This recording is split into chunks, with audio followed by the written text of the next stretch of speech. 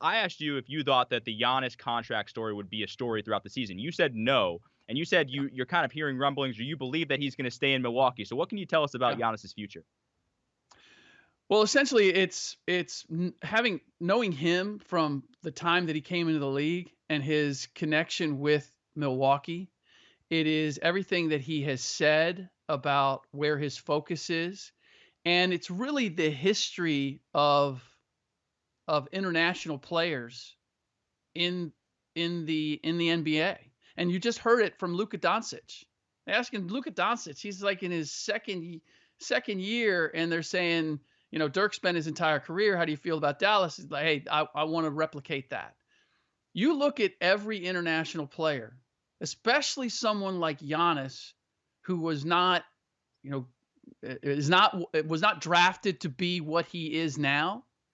And they're not about, I need to go to some major market. They love the fact that they're in the NBA, and they come from outside of the US, and they have a NBA team that's willing to make them a star and build around them and is grateful that they are there. And so just from everything that I've heard, talking to people in Milwaukee, talking to ownership in Milwaukee, talking to people around the league, whenever you hear any Giannis rumor, it's about teams that want to go after him. You don't hear a peep about Giannis looking around and seeing what might be available. Anthony Davis right now, when I mentioned that he's not fully committed to the Lakers, and he basically said the same thing. He's like, about free agency. Well, you know what? Let me get to next year. And already had heard last summer that his dad and people around him and he himself are looking at markets, and the New York still intrigues them. The possibility of going, so it doesn't mean that he won't stay with the Lakers. Doesn't mean that this won't be a success, but he's not like, I've got to the Lakers, I'm with LeBron, done. Sign me up. This is where I'm staying. There are indications that come out, whether it's Damian Lillard with Portland, whether it's Anthony Davis, the rumblings get out there when a guy is looking around and seeing what's out there and wants to know what his options are. KD, all last year, we knew he was looking around, if not already out the door.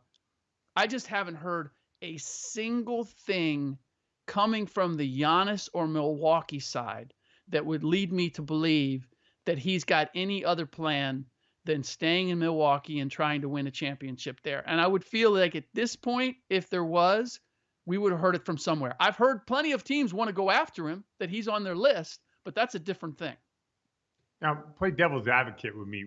I mean, what disastrous thing could happen this year where he won't sign the Supermax? Let's say they really fall apart.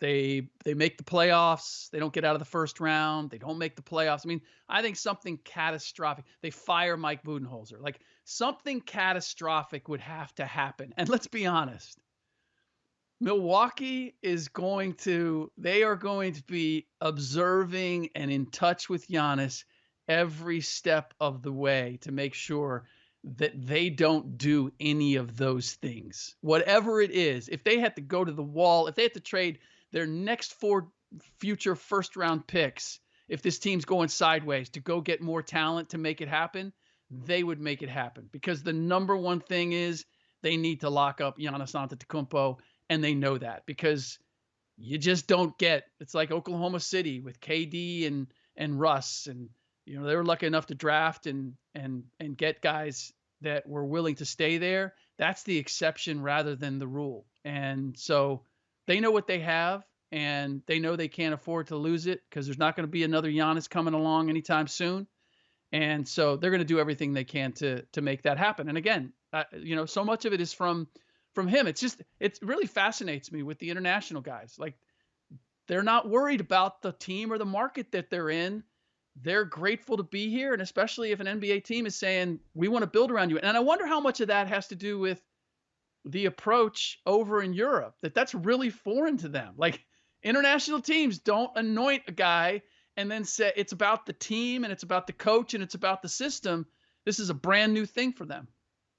That's a really good point you make, Rick. And Just selfishly, I want him. I would like to see things work out in Milwaukee because I think it's a good thing for the league if stars like that don't, whenever their contract is up, go to LA or go to New York, or go to one of these big markets. Would you agree with that? Like, do you think some of these small market NBA owners would kind of lose their minds if Giannis actually left, and this would be kind of the last straw of saying, hey, how do we possibly keep our guys in our markets? So there's two things. One, would they lose their minds? One, would they be upset? Yes, they would be upset.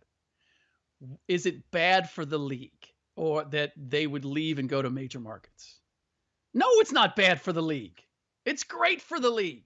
Having LeBron in LA rather than Cleveland is good for the league. Having Kawhi in LA rather than Toronto is good for the league. I know people don't want to hear that. And this is what I'm really curious about this year. Is this year we've got parity, right? We don't have a super team. I mean, Clippers might be the closest thing to it, but they're not really proven. So I look at the East and the West, and I think there's as much parity this year as there's ever been. I want to see where the numbers go. I want to know where the ratings and the attendance goes, because historically, when there's been a stalking horse, when there's been a super team, you get some fans, some hardcore basketball fans go, I'm tired of Cleveland and the Warriors, and it's the Warriors, and I'm not going to pay attention. You know what? The numbers say otherwise.